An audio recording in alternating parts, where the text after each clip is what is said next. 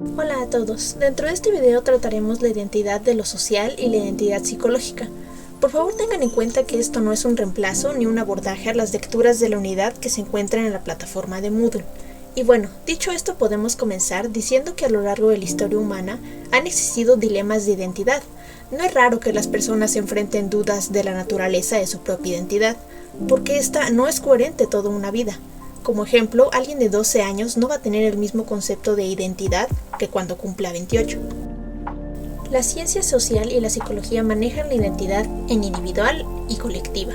Para la psicología es esencial distinguir estas identidades, debido a que la identidad individual representa cómo una persona se ve a sí misma, mientras que la identidad colectiva consiste en cómo la misma persona se identifica con grupos más amplios. Como ejemplo, tenemos su nacionalidad o su género.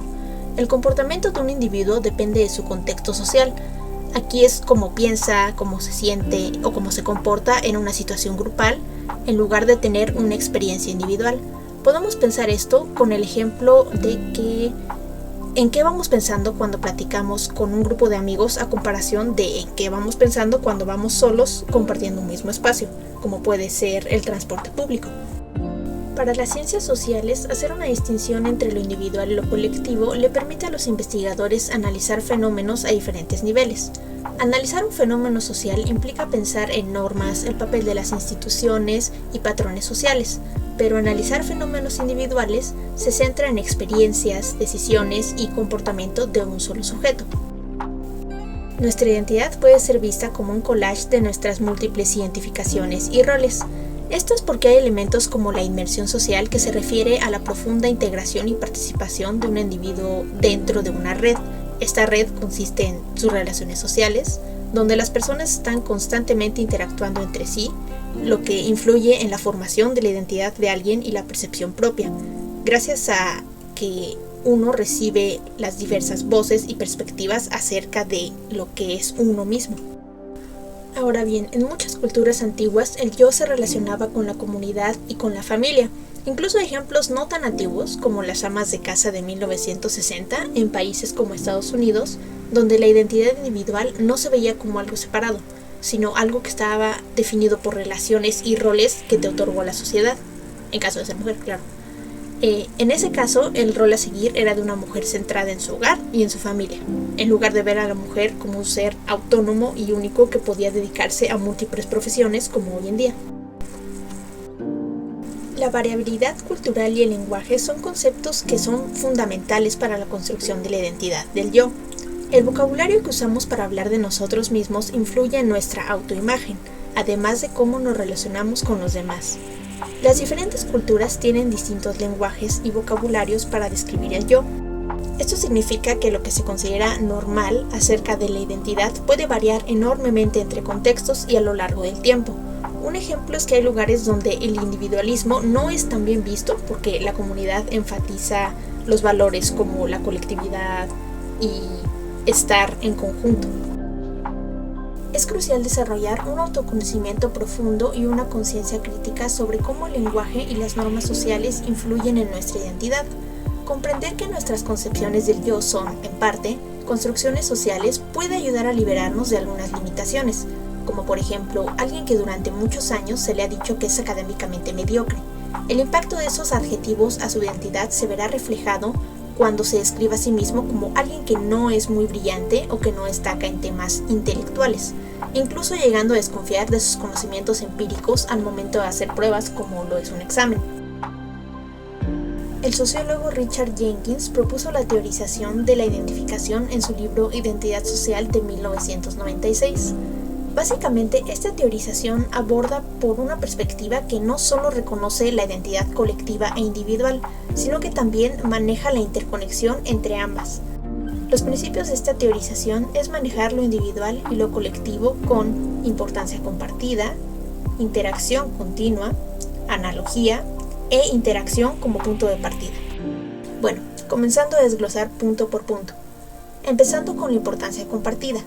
Esta consiste en rechazar la idea que una faceta de identidad es más importante que la otra, porque ambas deben ser valoradas y comprendidas en igual medida si nuestro propósito es conocer, interpretar o tratar el comportamiento de un individuo.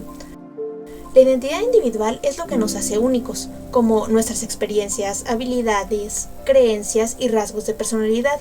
Esta individualidad es crucial para nuestra autoexpresión, mientras que la identidad colectiva es lo que compartimos con otros. Son factores como la cultura o la religión, lo que nos une a grupos más grandes permitiéndonos conectar con ellos y colaborar con los demás. El siguiente punto es la interacción continua. Esta se refiere a que nuestra identidad se puede dividir en cómo nos percibimos a nosotros mismos y la influencia de nuestra pertenencia a grupos. Cuando ignoramos una para favorecer otra, perdemos comprensión de cómo las expectativas de los grupos, la internalización de perspectivas ajenas o los sentimientos de que hay que alinearse de alguna manera a los valores del grupo afectan la actitud, el comportamiento y el desarrollo del yo en alguien. Ahora, cuando hablamos de procesos de analogía, nos referimos a los procesos mediante los cuales se generan y se mantienen identidades individuales y colectivas, son análogos. Esto sugiere que hay similitudes fundamentales en cómo se construyen y cómo se viven las identidades, ya sea a un nivel individual o grupal, ya que cuando alguien va construyendo o modificando su identidad, internaliza los valores, comportamientos y normas que son aceptados en la sociedad. Esta construcción social ayuda a dar sentido a la experiencia individual, incluyendo historias personales y experiencias de vida, pero igual que las narraciones colectivas que observamos. Y el último punto nos señala que la identidad se forma y nace a partir de la interacción. No se desarrolla en el vacío, ya que está profundamente afectada por el entorno social. La identidad se puede fortalecer cuando los miembros de un grupo validan la existencia y valores de este. Este reconocimiento mutuo es crucial para que el individuo se adapte a nuevos contextos y mantenga una coherencia en su sentido de identidad. Un ejemplo de esto es un estudiante foráneo. Cuando se localiza en una escuela lejana, desarrolla su identidad cultural interactuando con esta nueva comunidad. El estudiante puede integrar elementos de su nueva cultura a su propia identidad, mediante la aceptación de un grupo como uno más de ellos, proporcionando un sentido de pertenencia y a través de interacciones diarias, como lo es pues estar en la escuela, además de experiencias compartidas que se aprenden o se adoptan. Estas pueden formar nuevas prácticas, Estas nuevas prácticas sirven para formar una identidad híbrida. Esta identidad combina los aspectos de su cultura original con la nueva.